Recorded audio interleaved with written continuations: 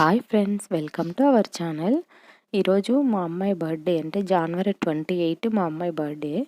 అందుకని నేను సింపుల్గా ఇంట్లో కేక్ రెడీ చేసి 12 గంటలకు ఆమెతో కట్ చేయించాను అనమాట. అది మీకు ఎలా చేశాను అనేది ఇప్పుడు చెప్తాను. ముందుగా ఒక జల్లెడ తీసుకొని ఒక మనం పిండి జల్లెడ ఉంటుంది కదా, ఆ జల్లెడ తీసుకొని అందులో ఒక కప్పు మైదా, ఒక స్పూన్ బేకింగ్ పౌడర్, పావు స్పూను బేకింగ్ సోడా అనమాట. మన వంట సోడా ఇంట్లో వాడతాం కదా, వంట సోడా. ఇవి 3 వేసి జల్లించుకోవాలి. అందులో ఏమైనా డస్ట్ ఏదన్నా ఉంటే గిన బయటకు వచ్చేస్తుంది. అలాగే ఈ 3 కానీ కలిసిపోతాయి అనమాట ఈ జల్లించడంలో. ఇలా జల్లించి పక్కన పెట్టుకోవాలి. ఇప్పుడు ఒక మిక్సీ జార్ తీసుకోవాలి మనము.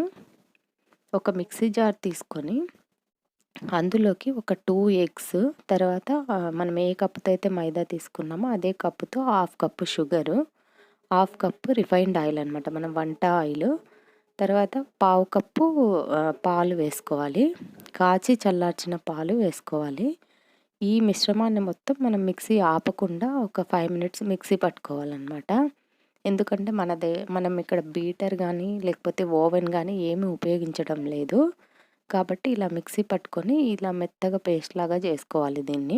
ఇది మొత్తం ఇలా మనకి క్రీమ్ ఫామ్లోకి రావాలన్నమాట. ఇది అంతా ఒక గిన్నెలోకి తీసుకోవాలి. సపరేట్ ఒక గిన్నెలోకి తీసుకొని పెట్టుకోవాలి.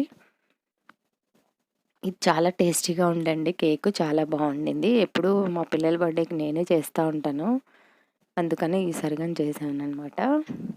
ఇలా చేసుకున్న దాన్ని ఈ క్రీమీ స్ట్రెచర్ వచ్చిన తర్వాత దీంట్లోకి మనం ముందుగా జల్లించి పెట్టుకున్నాం కదా పిండి, మైదా, అది మొత్తం వేసి ఒక్కటే డైరెక్షన్లో తిప్పాలన్నమాట. మనం ఎట్లా పడితే అట్లా కలపకూడదు దీన్ని.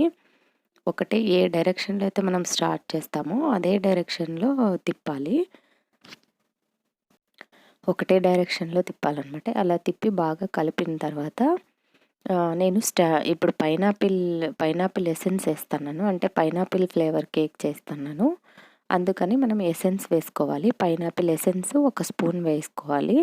మనం ఏ ఫ్లేవర్ కావాలంటే ఆ ఫ్లేవర్ ఎసెన్స్ వేసుకోవాలన్నమాట. నేను పైనాపిల్ ఫ్లేవర్ అడిగింది మా అమ్మాయి, అందుకని పైనాపిల్ ఎసెన్స్ వేసాను ఒక స్పూను. అది కూడా మొత్తం కలిపి పెట్టుకోవాలి దాంట్లో కలిసేలాగా. ఇప్పుడు ఒక మందపాటి గిన్నె తీసుకొని దాంట్లోకి నెయ్యి వేసుకొని మొత్తం నెయ్యి అంతా అప్లై చేయాలి.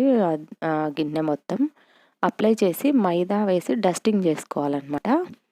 ఇలా మొత్తం దానికి అంటుకోకుండా, మనకి రిమూవ్ చేసేటప్పుడు అంటుకోకుండా వస్తుంది.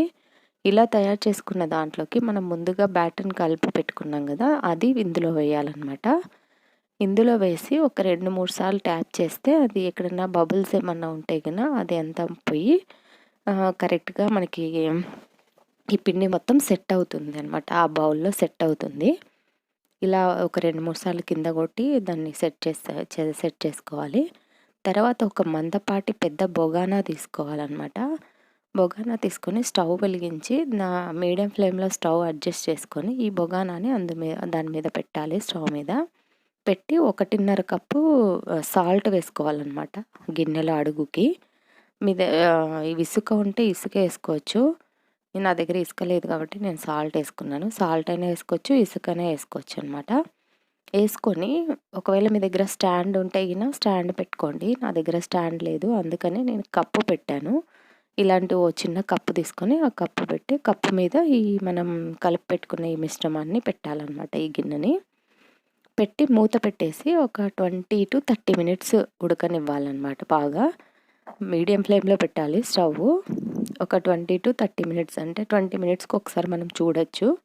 చూసారా, ఇలా రెడీ అయిపోయింది అనమాట 20 మినిట్స్కి.